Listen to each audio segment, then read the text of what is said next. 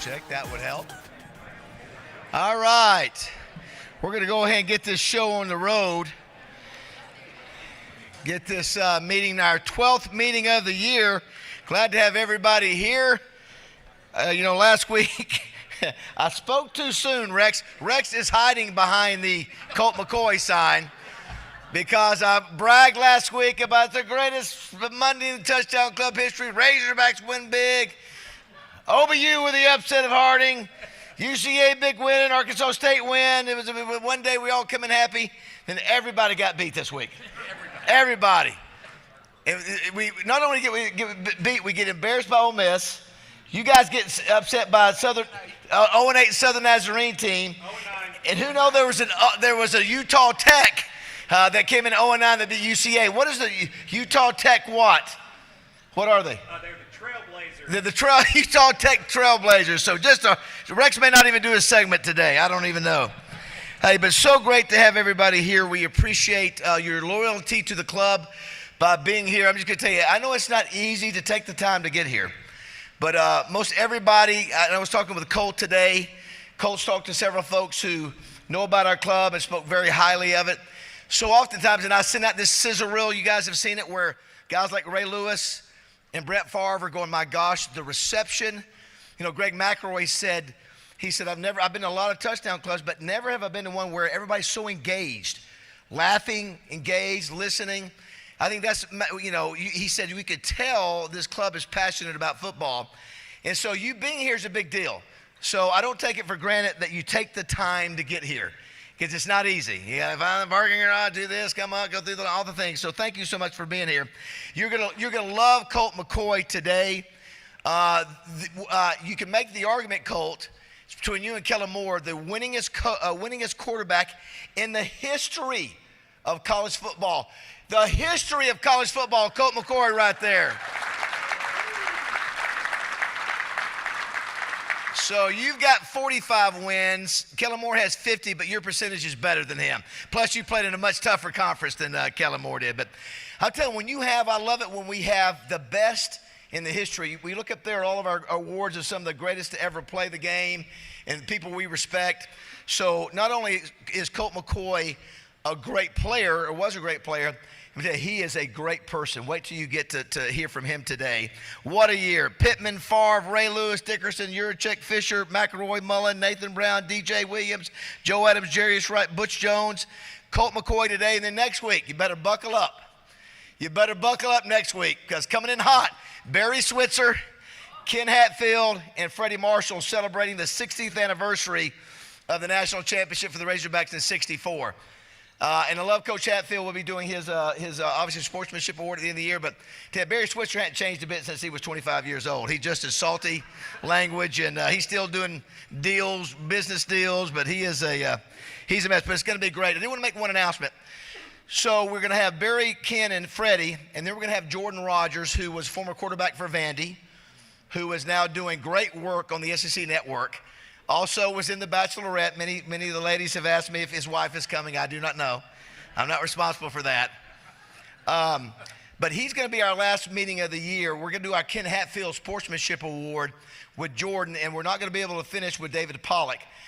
David has a contractual agreement, Judy, I'm sure you'll understand this, with ESPN, where he's not allowed to be able to comment about college football and get paid for it.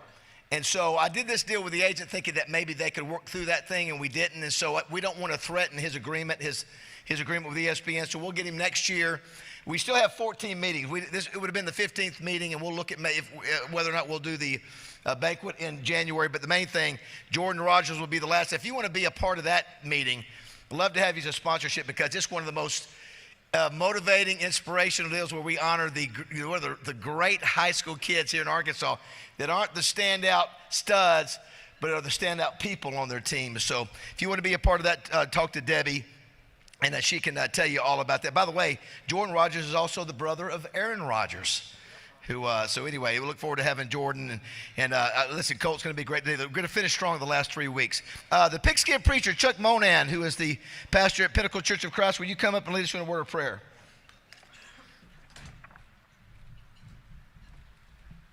So last week we found out that the Lord prefers Baptists to the churches of Christ. I guess, Rex, this week we found out he likes the Nazarenes better than the Baptists.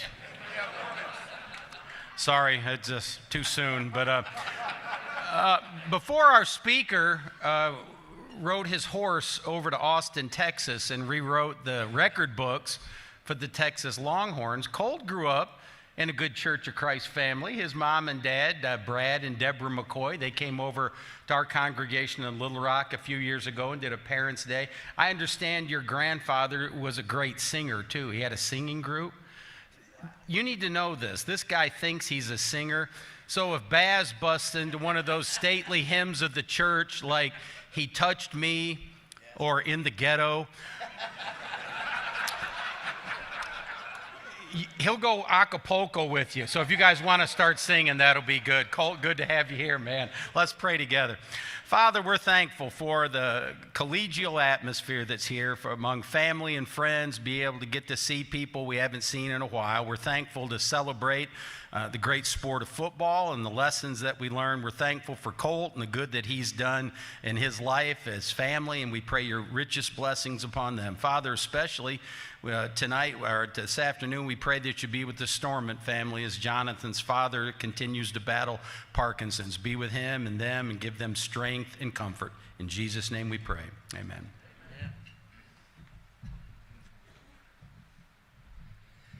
Thanks, Chuck. Make sure to mute your phones if you don't mind. You can watch online at, obviously, our fine folks from Arkansas PBS are broadcasting live here on their page, YouTube page, or the Touchdown Club YouTube page, Facebook, Twitter, 1037 The Buzz. We got so many opportunities for you to see and listen to today's meeting, so we encourage you to do that, but mute your phones if you don't mind. By the way, too, Colt, we have to give away, and we can't keep this up there here on stage any longer. It's too much burnt orange here. I can't even look at it. Ugh. The only thing worse is hearing the fight song, which we played during our opening of the meeting. All right, here we go. So the winner of this gets this. Let me see here. Hold on a second. Let's see here real quick. I was about to say, if you really want this, raise your hand. If you really want this, raise your hand. Hold on. All right, so we've clearly identified the Texas Longhorns are in the room. All right, here's the number. You had to put in $5 for this. Or did we charge 20 for this today? 973-522. No, there we go. Brian, listen, there we go. Brian Scott back there in the back. Stand up, Brian. Of course, Brian is wearing the burnt orange vest. Very nice. Very nice. Greg, Lane, we'll get her another one. So congratulations, Brian. Brian Scott, great guy, loves his Longhorns. Want to thank our sponsors real quick. Presenting sponsors, Simmons Bank. We have Haskell Anderson and Nina Castaldi again. Nina's been here like 3 times this year. We don't even need George anymore. We're just getting Nina. But great to have you and Haskell here representing Simmons Bank, the best presenting sponsor in America. Has Simmons finally caught his breath and recovered after the golf tournament? I think George and everybody else took a week vacation for a little bit. Great to have you guys. Hey, if you're interested in getting a commercial or a home loan, go to them. Tell them you remember the Touchdown Club. They'll take real good care of you. The best presenting sponsor in America, Simmons Bank.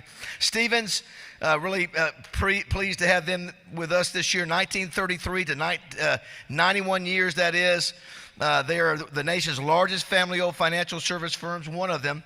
Probably owned by the Stevens family. Warren Stevens, he loves sports, loves football. We appreciate Stevens and their support this year and all the things they've done in the community. Oaklawn Hot Springs, 053, 70% again this weekend. 70%. I was 3-1 in college, 4-2 in pro. That puts me, the last 5 weeks I've hit 74% of the game. So it's been such a lot of fun. If you haven't downloaded the Oaklawn Sports app, do that. By the way, Rex is not invited, but next Tuesday we're going to do the first ever Ladies Night Sports Betting 101 with Oaklawn Sports over at Cash. Roger, myself, Zach Gillum, Nancy Holtis. So ladies, we're going to put that out tomorrow morning on the Buzz. Heather's involved at AY Magazine, their sponsor. if you want to be a part of that, we're only doing 60 the first time. After that, I think we're going to have a lot of ladies who would love to be involved with this. Love to have you there next Tuesday. So thanks to Oaklawn Sports. We appreciate them and all they do. Right, Lindsay and Jennings. See Judy over here. What a great group they are. 124 years of experience, 79 attorneys, 55 areas of legal service. The sponsor of our Cliff Harris Award now in year 12. We appreciate Judy and all the folks at Wright, Lindsay and Jennings. Thank you. Crane Automotive, 20 dealerships, 1,000 employees, tracking for 24,000 cars sold in 2024. They are helping with Coach Switcher next week, so thanks to Christian Crane and all their support of the club all these years. Sissy's Log Cabin, they've been around 54 years, Rex, and it is Christmas time. Now we turn the page where it's Christmas time. Get by there and tell Bill and Sherry Jones that the Touchdown Club sent you. They got locations all across the state. We appreciate Sissy's. Doubleby's, Steve Lytle, Ed Light, we appreciate them. 34 locations across the state. They've been doing it for a long time, too. Gas it, grab it, go. Summerwood Sports, the Hendricks family to my left, saw Landon Parker at the game this week. I don't know how long he stayed. The question, did he stay the first quarter, second quarter, halftime, or third quarter? But appreciate the Hendricks family and all they do. They're an unbelievable sports complex. The finest in Arkansas, one of the finest in the South. Check them out today, Summerwood Sports Complex. Roller Funeral Homes, 25 Roller Funeral Homes in Arkansas. No one will do a better job. It all starts with Renata Jenkins Byler. Thank you. Kevin Brooks at Advantage Service Company. Thank you, Kevin, so much. One call does it all. HVAC, plumbing, electrical, they handle it all. Call them today. You can trust them. Arkansas Democrat Gazette, Wally Hall, Amanda Copley, all 20 years of our club. They've been a sponsor. Happy birthday, Amanda Copley. You see, what are you, 25, 26? Let's give a round of applause for Amanda Copley. She's a great partner. She hasn't aged today.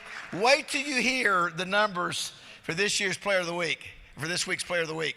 I mean, we always have gaudy.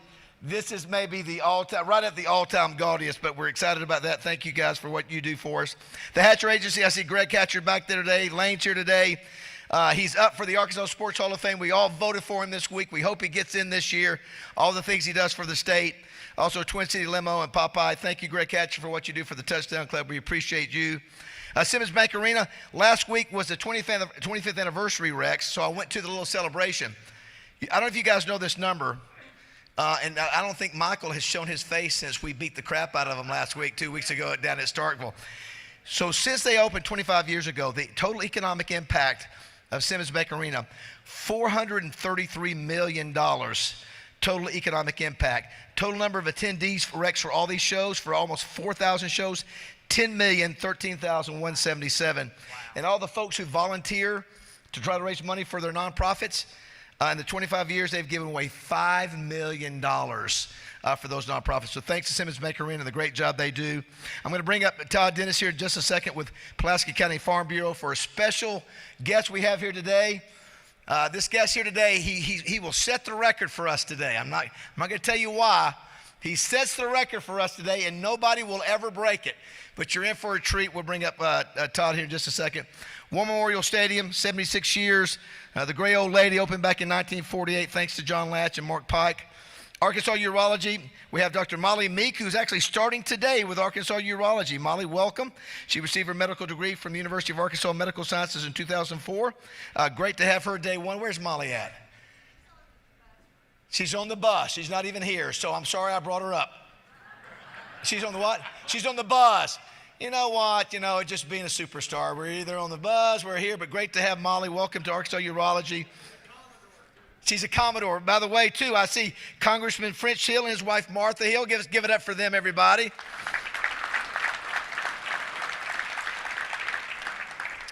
Speaking of the bus, this is crazy. So Colt spent 12 years in the NFL, which, we counted up twice today. I'd had 14, but then we started counting. It was at 12 or 14. But it was Cleveland and Washington and a few others, but one of them was Arizona. And you sat down out there and you didn't realize, guess who he was teammates with in Arizona? DJ Williams, right? Washington. It was Washington. Isn't that crazy how you don't even know you sit down and you said you felt a little embarrassed about that? I felt terrible. He said he felt terrible. It's okay. DJ said it was okay. But great to have the buzz. My man Roger Scott, Justin Moore, all the gang. We do a great job on the mornings and throughout the day. We appreciate you guys listening to us each week. AY Media, Heather Baker, thanks so much for your passionate support. AY Magazine, Arkansas Money and Politics for the Touchdown Club. Arkansas PBS high school state volleyball coverage this weekend. Well done. Gang in the back. High school football coming up. Nobody does it better in America than Arkansas PBS. We appreciate them. The Doubletree Hotel, best staff in America. We appreciate them. And JF Media Marketing, Alicia Flynn over there handling all of our social media. Colt, if you say something important, it's going to go up because of that lady right down there. It's going to go around the country because of her. Let's give it up a round of applause for all of our great sponsors, everybody. Our Touchdown Club team, Dwayne Duncan right there taking photos for more than a decade. Chris Kane, RJ Hawk, Wes Sutton, all they do. And the best volunteer staff in America. I do this every few meetings. If you're a volunteer, stand up. Let's give you a round of applause. All these ladies and guys do this for free every weekend. Look at that group. Could not do it without them. I saw that, Melissa. I saw that. I don't like that here. Don't get too crazy. And Debbie Wyman, our executive director. We couldn't do it without Debbie and her leadership. But thank you to everybody. This is a team effort. Somebody mentioned, Jesse, I think Jesse Mason mentioned that Paul Feinbaum mentioned the other day, just randomly brought it up on the show the other day. I don't know what prompted him to do it. He goes, well, the best touchdown club in America is the Little Rock Touchdown Club. Yeah. So that's worth a round of applause because all of us are part of that. That's the sponsors, that's the volunteers, and that's all of you being here. So well done, everybody. All right, RJ, come up and tell us about this amazing young man who had an amazing day. It sounds like a basketball score, but come on up. RJ Hawk, everybody. So as David has said over the last few weeks, we've had some really good numbers, right? And when Amanda sent me these numbers earlier this week, I thought they were numbers from like a video game, right? And so Maddox Berry from Morrilton, he's the tall glass of water over here sitting on the left-hand side. They played Farmington 2 weeks ago. The final score in that game was 78-75. Now, they lost the game, right? But the numbers that Maddox had, he was 38 of 60 for 729 yards and 11 touchdowns in a losing effort.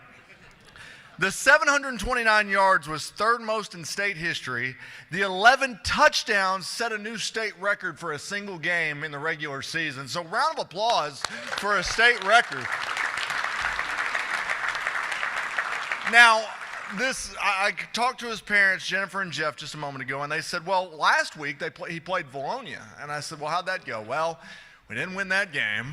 He said, but he threw for 283 yards and 4 touchdowns in that game. So on the season, Maddox Berry has thrown for over 3,400 yards and 46 touchdowns in the season. His head coach, Coach McNabb, wasn't able to come today, but he is a great friend, great high school coach in the state. Your All-Arkansas Preps Player of the Week is Maddox Perry from Morrilton. Yeah, I just mentioned him. How's that? Good. Okay, here, let's step over here.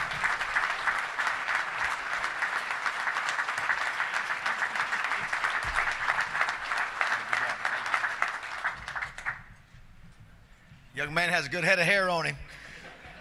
To understand, I said, every once in a while, the last 2 winners we had here have brought their girlfriends.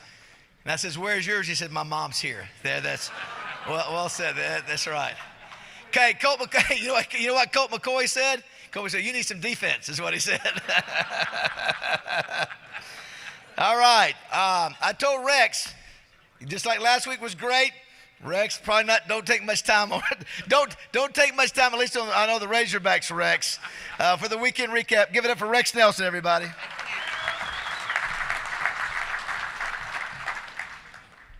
David, I know you're a city boy, but take it from a country boy. It's kind of like when you have to clean the manure out of the barn, and you keep putting it off, and finally you have to put that first shovel in there and start shoveling. So let's start shoveling.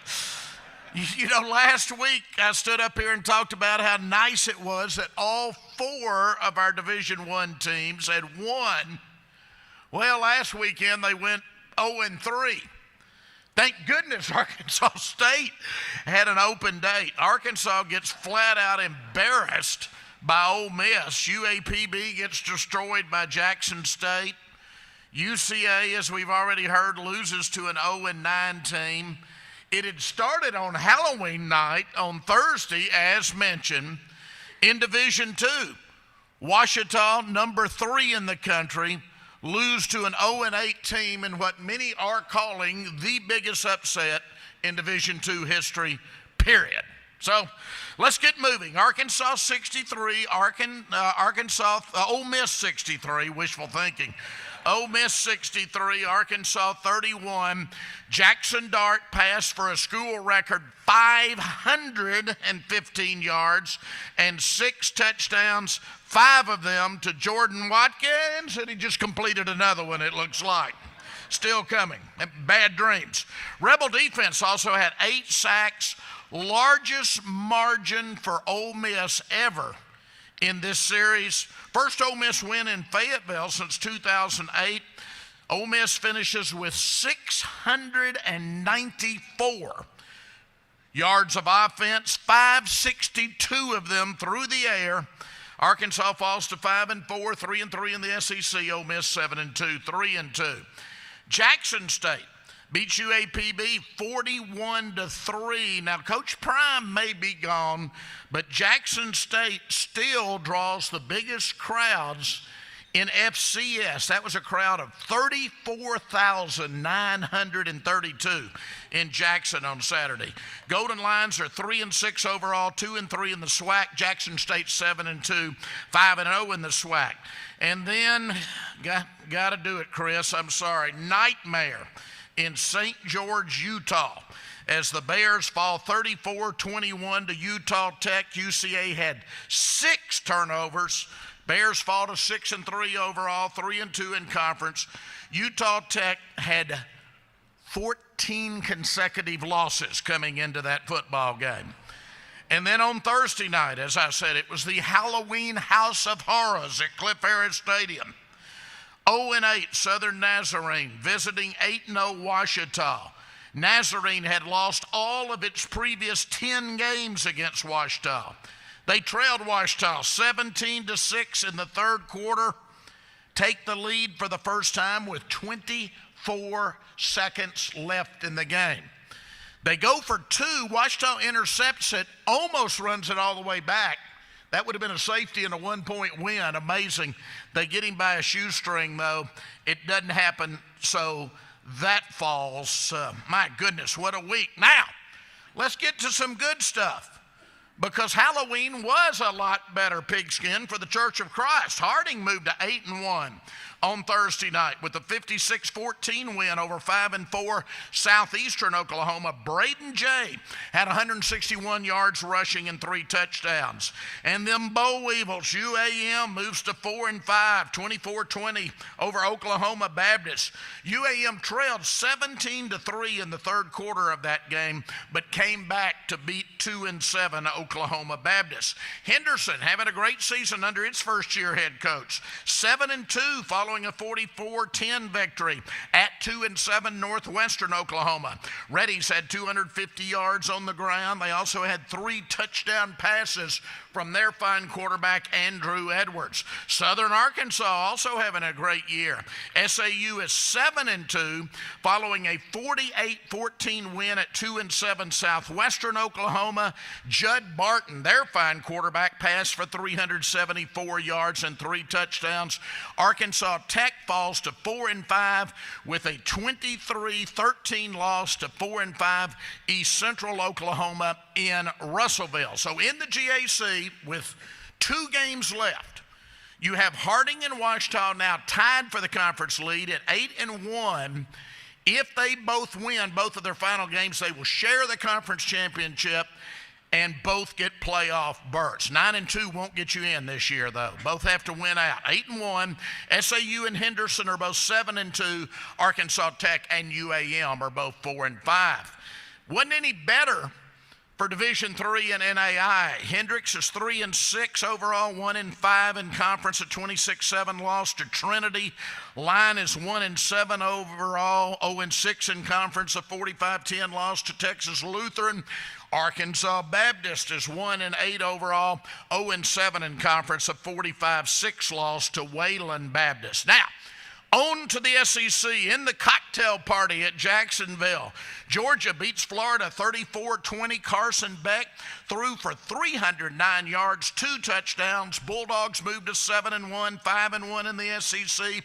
Gators lose for a 4th straight year to Georgia. They're 4-4 overall now and 2-3 in the SEC. Texas A&M finally has an SEC loss, 44-10 thrashing at South Carolina. Rocket Sanders, remember him? He rushed for 144 yards and 2 touchdowns for South Carolina. So the Aggies are now 7-2 overall, 5-1 in the SEC. South Carolina goes to 5-3 overall, 3-3 in the SEC. Vanderbilt, how about Vanderbilt? They have defeated Alabama and Auburn in the same season for the first time since 1955. It was Vanderbilt 17, Auburn 7. Let's hear it for smart guys. Vanderbilt Commodores are 6-3 overall, 3-2 in conference, bowl eligible for the first time since 2018. Auburn falls to 3-6, 1-5. And the freeze is thawing a little bit in Auburn right now. A little heat coming up there. Oklahoma ends a 3-game skid, but they have to get out of the SEC to do it. They win 59-14 over Maine. I didn't even know they played football up in Maine. I thought they just hunted moose. Sooners had lost to Texas, South Carolina, and Ole Miss by a combined score of 95-26 coming into that game. OU now 5-4 overall. Mississippi State, he should have been here today. They won their first game in 2 months, 45-20, but they had to leave the conference too. It was over UMass. Bulldogs now 2-7 overall. Tennessee beats Kentucky 28-18 to go to 7-1, 4-1 in conference. Wonder who that one loss was to. Kentucky falls to 3-5 and 1-6. Now, Hogs are open, thankfully. But some good games in the SEC this weekend. Alabama at LSU, Florida at Texas, Georgia at Ole Miss, Mississippi State at Tennessee, Oklahoma at Missouri, and South Carolina at Vanderbilt. That is a great slate this weekend. Here in the state, we've got Alabama A&M at UAPB, Northwestern Oklahoma at Southern Arkansas, Southwestern Oklahoma at Henderson, McMurray at Line, Louisiana Christian at Arkansas Baptist. You know what that means? Games in Pine Bluff, Magnolia, Arkadelphia, Batesville, and Little Rock. No excuses. Get out and see a college football game on Saturday. Thanks, everybody.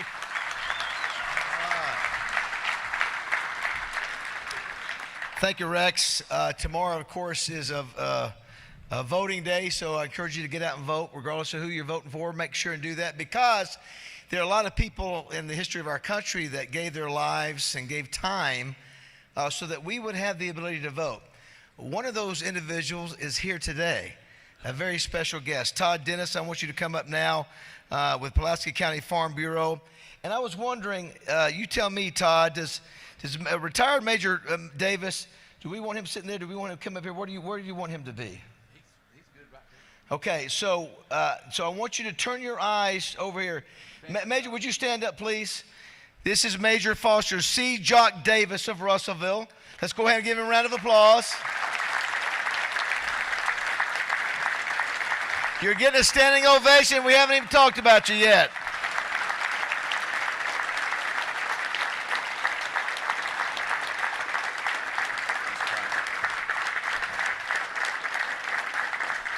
So, Todd, would you please come up and just tell us what's the specialness and the kind of amazing individual that Jock Davis of Russellville is?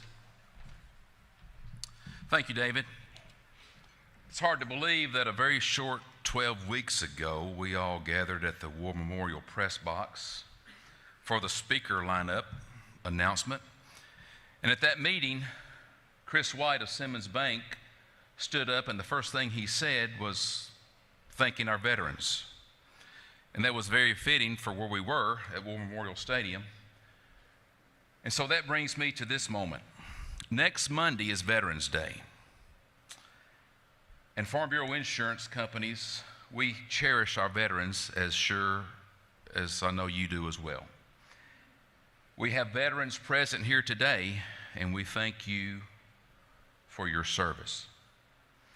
Today we have a man with us that served in World War II, Major Foster Jock Davis. There are not many of these men left. Major Davis was a combat engineer in the U.S. Army during World War II, earning the Combat Ribbon with 3 battle stars for his service in the South Pacific. He was deployed to New Guinea, the Philippines, and Australia, and he earned an honorable discharge with the Meritorious Service Medal at the conclusion of the war. One time he'll never forget is one night after the news was received that the bomb dropped on Hiroshima and all the troops were getting ready to return home. Jock stepped outside his barracks for a breath of fresh air. He looked up and he saw a 5-star general staring at him. Jock shot him a quick salute, and that general returned the favor with a salute. Jock then realized that the name of that general was General Douglas MacArthur. And Jock says if he had that to do over again, he would say, "Hey, I'm from Arkansas too." Major Davis's dad served in World War I. He had 3 brothers that served with him in World War II.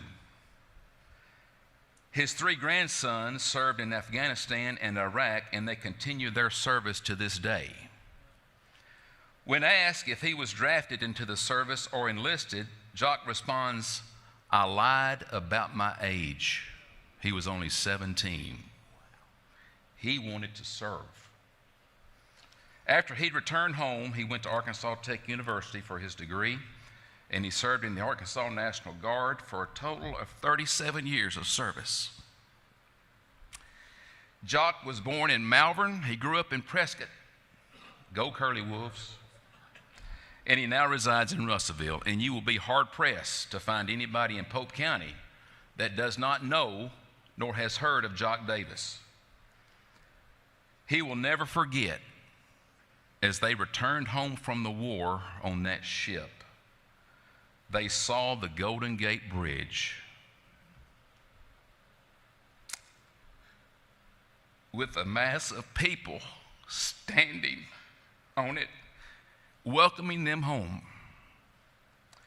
Major Davis and his other 600 fellow servicemen aboard that ship, they were received their welcome with tears of joy in their eyes. So David, Colt, and everyone present here, let's give another Little Rock Touchdown Club welcome to Major Foster Jock Davis.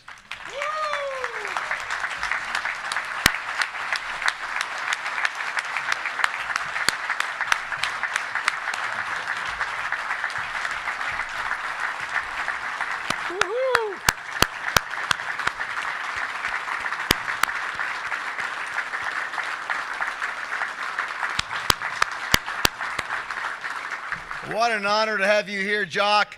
By the way, I told him he was going to set a bar that would probably never be broken. I think he's our first, maybe our only. He is 100 years old, my friend. 100 years old, how about that? He looked at me, Colt, he took one look at me and said, "Man, you need to start working out with me, buddy. Because you look great, my friend." And he's still got that charisma. The women are still chasing him. It's unbelievable. I told him we had a lot of beautiful women and a lot of great people in this club. And you said you wanted to be up here and be a part of this. And he was at the Razorback game 3 weeks ago for the LSU game. Got the loudest round of applause of anybody there that night. So great to have you here again. Thank you for your service to our country. God bless you. Thank you so much. Yes, one more round of applause.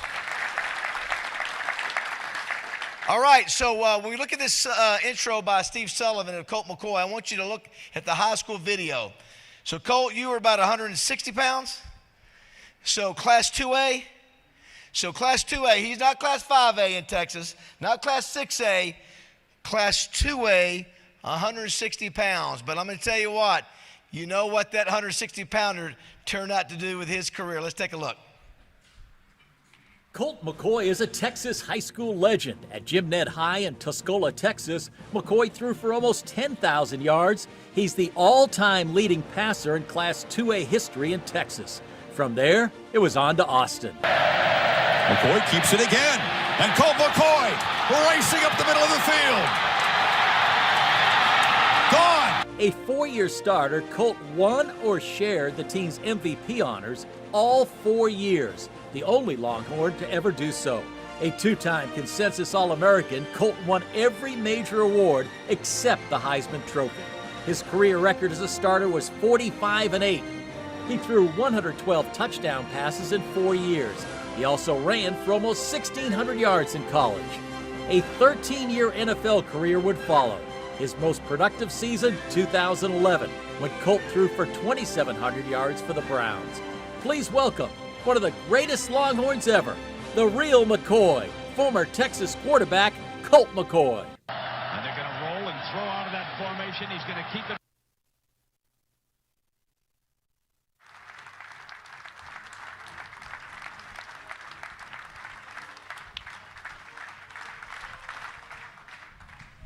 All right. Well, I told Colt, we don't have a lot of Longhorns here, but the ones we've had have been unbelievable. Earl Campbell, Vince Young, the great James Street. I told him, I said, can you believe we had a sportsmanship award named after James Street? You looked at me and he said, you're kidding me. That's crazy. It is. He says it's crazy. What's crazy also, too, you have a connection to the state of Arkansas that I didn't know about. Yeah, I did. First of all, I want to say I never threw 11 touchdowns in a game ever. That's awesome. Yeah, my grandparents are from Nashville, Arkansas. Go Scrappers. I don't know where that is compared to here, but I know it's in Arkansas. Yeah, I was. My dad was my high school football coach, but there was times in the fall where we would come up and we would drive like 8 hours from where I grew up to come up here, and Nashville would be playing a playoff game, and I caught a couple of those as a kid. They're a good football team. And you're just south of Abilene, is that right? That's right. Yep. And so also, here's one more step. Where did your mother spend her first year in college?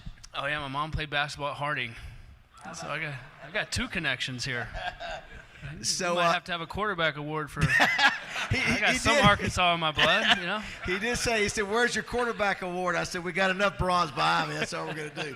Yeah, and so you know, it's pretty amazing when you hear somebody say you're the winningest quarterback in the history of college football. You know, now that you're retired, does that mean a little bit more maybe than it did when you're in the craziness of playing ball? Yeah, I mean, listen, you're right. Kellen Moore's record shouldn't really count. I mean, who did they play?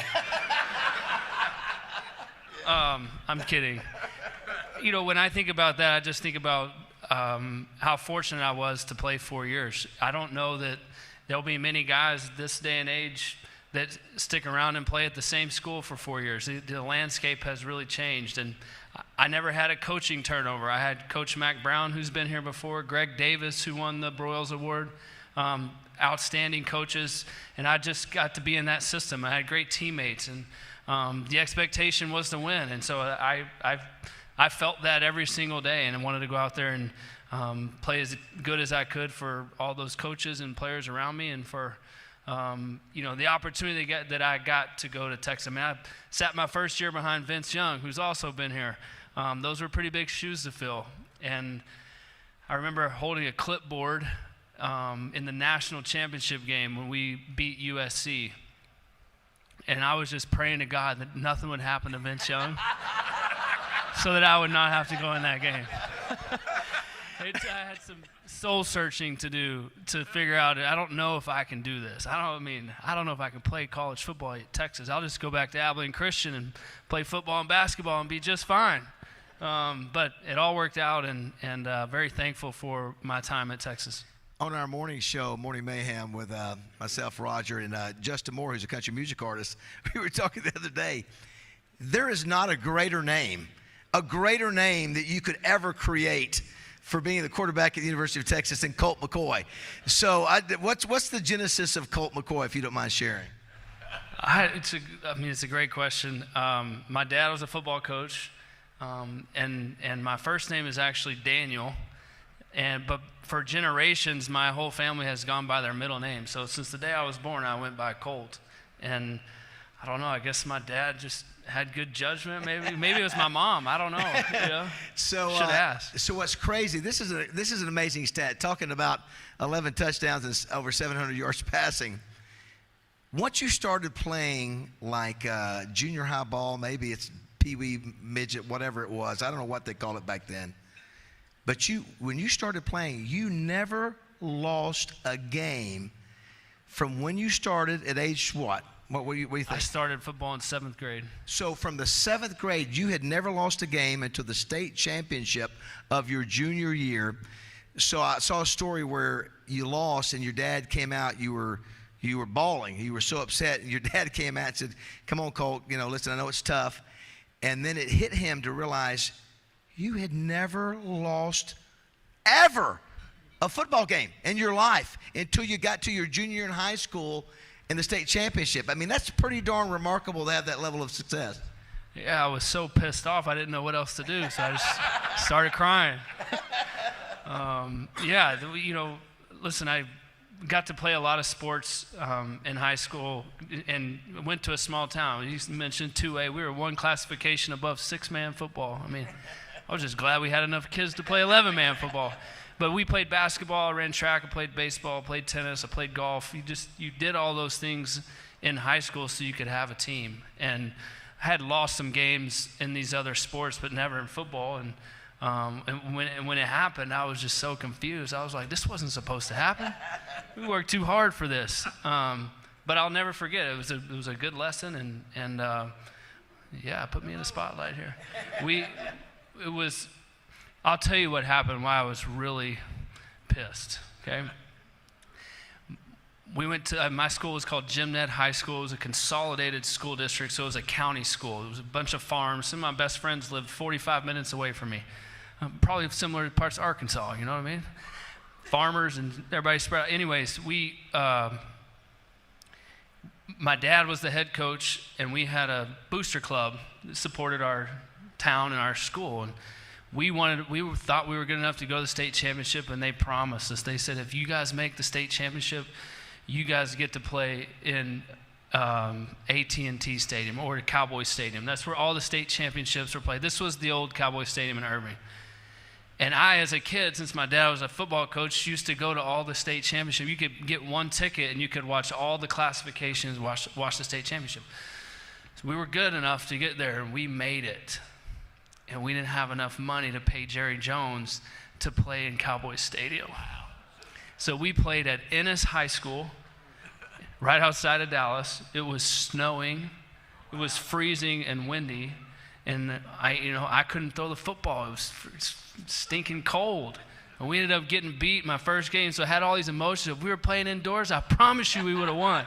Jerry, come on, Jerry. I don't remember what the number was, but I'm like, I wish I could go back there and figure that out. But you ended up winning. You won the state championship the next year. Is that right? Or we lost the state championship next year in football and basketball. Okay. Wow.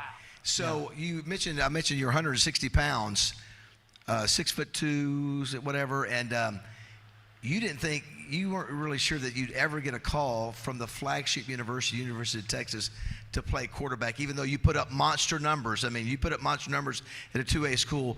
How cool of it was when Mac Brown, by the way, Mac Brown, you guys have, I don't know how far many of you go back in the Touchdown Club. He's been a regular guest of ours. He's been a Broyles Award voter, class act. But how cool was it to get that call from Mac Brown at Texas? Yeah, it was great. I didn't get recruited till late.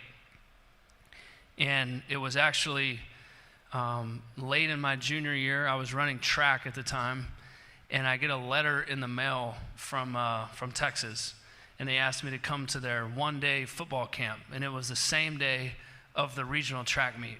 So I hated track, full disclosure, but my dad made me run track. But I'd qualified for the regional track meet in the hurdles. Nobody else on my team had qualified, so it wasn't a team deal. It was just an individual event. I was going to go. I had one district in the high hurdles. I wasn't that fast. But my dad said, you know what? I'll let you decide. If you want to go to this football camp, we can wake up at 4 in the morning. I'll drive you to Austin. You know, he's kind of laughing about it like, or you can call the second place finisher at the district track meet and ask him to take your spot. And he totally left it up to me. It's the best decision I ever made. And so I called. I said, I want to go to this football camp. I don't know. What the heck? I hate track anyways.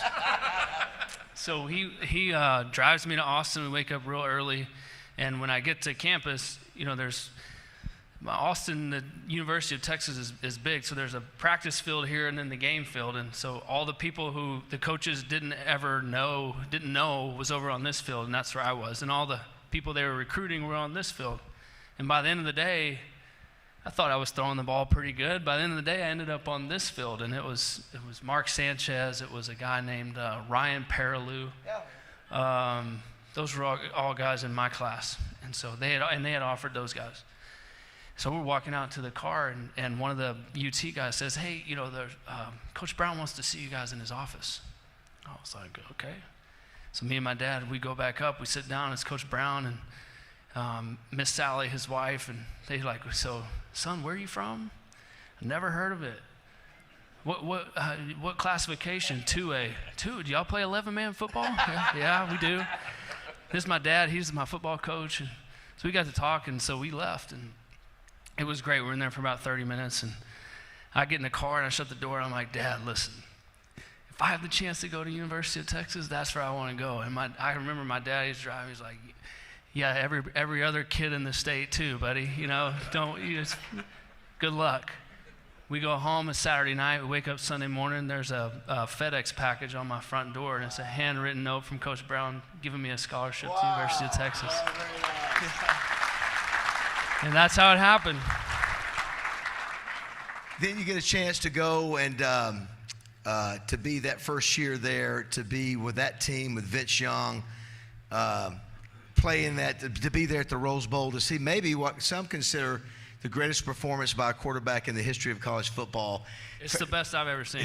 For you to be there, what a cool memory that was. Yeah, just the entire year. We ran the table, won the national championship in the Rose Bowl. I mean, it was just a magical season.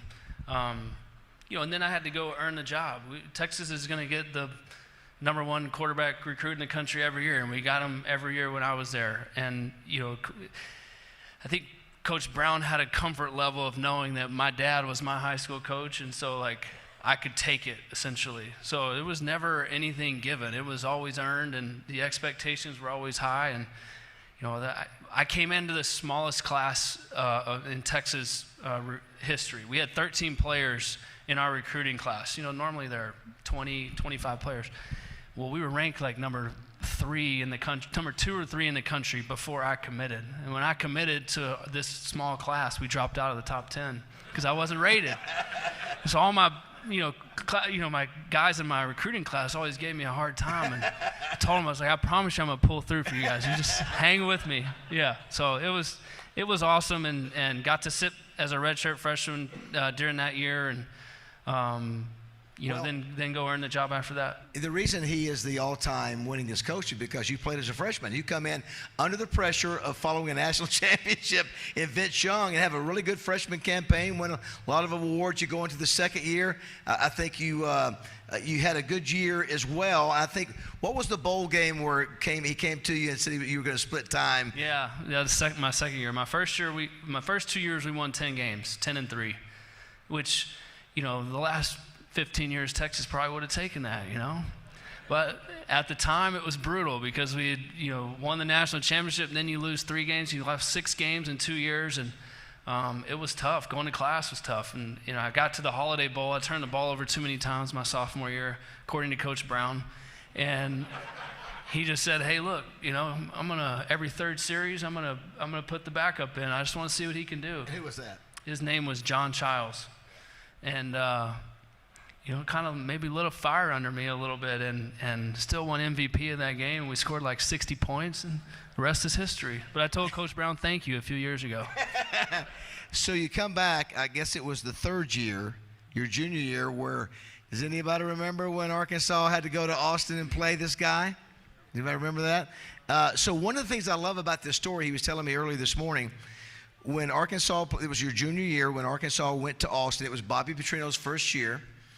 You started seeing a lot of the old guard, all the old Texas, James Street and all the great players showing up. So you realize, wow, there's something to this Arkansas-Texas rivalry. Yes, for sure. We I don't know if you guys remember, that was the week that the game almost got canceled for a hurricane that was supposed to blow through. Anyways, Tuesday was like, the game's off. We're not playing the game. Us and Arkansas had the same bye week, so we were going to play it later in the year. And then we come into work on Wednesday, and he's like, game's on. And I just remember we had Coach Darrell Royal. Our stadium's named after him. Ted Coy played there. Coach Brown. Bob McKay. They all came in and started talking about the Arkansas-Texas rivalry. And I love history, and so I was like digging into this. I'm like, okay, old Southwest Conference, you used to put our flag on the highway. We had to drive over here to come play you guys. People had to drive over it. And you hear all these stories, and so it meant a lot. By the time Saturday got there, you could tell, like, you just saw tons of the old Southwest Conference guys back in the building. They were there for the game. They honored them, and it was like, oh, well, boys, we better strap up. This is a big game. And we ended up playing well. And I think for me, just Texas moving to the SEC this year, obviously we're in a better position than we have been in the last several years to make this jump. But we get all of our rivalries back, including you guys. Arkansas, Texas A&M, Oklahoma, we get to keep. And so for me as a fan now, it's pretty cool because all these old games that meant a lot to the generation behind us, it's back. And so I hope that it stays here, and it'll be a lot of fun. Does anybody remember the score of that game? I'll be quick. 52-10. Do you remember much about that game? Remember, I played the first half, and I don't think I came out. Just kidding. So obviously the Razorbacks got a lot better after that game. You come back and you end up getting back to the Rose Bowl that you had been holding a clipboard for Vince Young against mighty Alabama. And so you're talking about a tale of asking God why. This is the game you've been training for. Greg McElroy, who we've had here, everybody was very impressed with Greg. Greg's a Texas guy too. You get in the game, and I think it's first series, right? First series or second series, you get knocked out. So take us through that game. You worked to this point. This is where you wanted to get the program back to, and then all of a sudden you're done. Yeah. Well, I had the opportunity to go to the NFL after my junior year.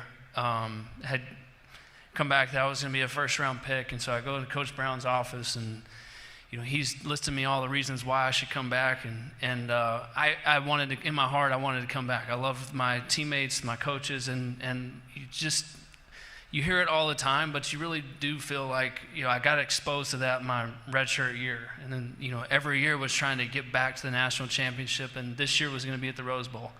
And this was a pretty easy decision for me, honestly, and if I had to go back and do it all over again, I would probably make the same decision. And we were a younger football team, and so we didn't blow out a whole lot of teams my senior year. We played a bunch of freshman wide receivers and guys that you're kind of coaching along as you go. But we made it to the national championship game back in the Rose Bowl, and it was special. I mean, the crowd, the environment, and we get 4 plays into it, and we marched right down the field, and I blew my shoulder out. I mean, completely. The whole right side of my body, went numb. I ended up breaking a couple ribs and AC, and the biggest deal was like a nerve in my neck that just got pinched, and I had no control for weeks. And it ultimately cost me being a first rounder. I mean, there was no doctors that could tell any of these teams that were thinking about drafting me like when I was going to be healthy, if I ever was. And so it was all hard. But going back to the game, I mean, we obviously felt like we had a pretty good game plan, and we were pretty amped up, and meant a lot to all of us. But for me, like take me personally out of it. I still feel bad to this day because, you know, I played for 4 years. Nobody else had taken a snap behind center. Nobody else had called a play. Coaches hadn't coached. It was just different for everybody. And, you know, the amount of love I have for, you know, my teammates and their families and the coaches and their wives and kids and just the family atmosphere that Coach Brown created, I felt like I let everybody down. Obviously, it's football. You get hurt. You just never want to get hurt in that situation, and learned a lot about myself. And fortunately, I had to deal with more injuries when I got to the NFL, but it was hard. It was tough, you know, because there was a lot on the line there, and you know, I had never really been hurt up to that point. I never really missed a game, and it was brutal. You know, your faith is very important to you. I know you said that game still hurts, and so, but I know your faith is important to you. And as you mentioned, you went through the NFL, and I was sort of like you. Every time I played, I was dealing with an injury. And some guys are fortunate they never have any nicks and bruises, but some guys have to deal with it. Well, what about your faith and how important that was through all that? Yeah, absolutely. I think, you know, everybody has to have something that they can lean on and go to. You have a lot of family, it's your friends. It's for me, you know, it's always been my faith, and you know, I think that's a product of how I was raised with my parents and my family. But at some point, you know, you have to make that decision yourself. And I've just always felt like, for me, that, you know, my faith in the Lord and what He's done for me, and it's been awesome. My favorite scripture in the Bible is Colossians 3:23. It says, "For whatever you do, work at it with all your heart as if you're working for the Lord." And that's just how I've tried to approach everything I've done. And in college at that time, it was, you know, my world revolved around football. And so I wanted to be the best I could be to honor the Lord with the talents that He had given me. And in that moment, it's hard, but at the same time, life is hard. We're going to go through stuff. A lot of people had went through harder trials than I had to deal with a shoulder injury in that moment. And so I respected that. I felt that. And just, you know, nothing's perfect here. Heaven's going to be perfect. Right here, it's not. And we just, you know, I got to play football as a sport, as a game, and I played it as hard as I could for as long as I could. And it was awesome, and it did so many wonderful things for me. But you look back at that moment, it's like, man, I wish that wouldn't have happened. But at the end of the day, it happened for a purpose and for a reason. We'll find out someday. And at the time, you know, I just really leaned on my family and my faith to, you know, to overcome it. No other freshman will have no other player will ever have a chance to break your record unless they pretty much start every game as a freshman. Now, so we've had Eli, we've had Archie, we've had Peyton Manning. So we've had all the Mannings here. We love the Mannings, and so you've got Arch Manning. You've got you'll have Arch here someday too. I bet he's coming. He obviously you've got a chance to be around him a little bit as well as Quinn Ewers, but obviously Arch will look good as a freshman too. Talk about the quarterback situation between those two. Yeah, I think it's I tell people a lot that if you have a good quarterback room, you're probably going to have a good football team.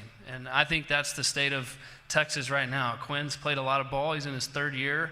You know, he's could take us all the way. You know, who knows? We still got to play you guys. You guys might show up. I don't know. You know, but you still have Arch. Hey, I'm serious. You guys, I mean. But yeah, you remember the last trip. You got to do something different than letting Ole Miss score 63 points. So, Arch is good too. Arch played well against Mississippi State. He came in and done some nice things. But again, I think they're good friends. That room sort of trickles down to the rest of the team. And when that room is, you know, playing together and working together and friendly, and I think Sark's done a really nice job with them. Look, I mean, I think either one of them, honestly, could be the quarterback right now, but Quinn's played for 3 years and has had some really nice games. And look, for Texas, who knows what happens? I'm giving you guys a hard time. I mean, they still got several games left to play, but they're, you know, in position, just like the other one-loss teams in the SEC, to do something special, and, you know, we'll see. Sark came to Fayetteville a few years ago. Obviously, I think it was his first year, and Arkansas really jumped on Texas early. Sark also won the Broyles Award, as a matter of fact, when he was at Alabama.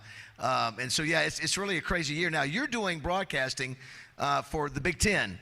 Big Ten Network, and you, well, not Big Ten Network, it's actually NBC, yeah. But you got a chance to see Indiana. You covered the Indiana game. You said Indiana is for real. Yeah, I'm telling you, I don't know if you've watched Indiana's basketball school. I know, but they are for real in football.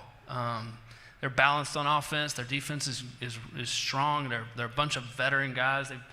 Kirk Signetti came from JMU, who won a ton of games. He brought like half his team. I call them JMU West over there at Indiana. Right.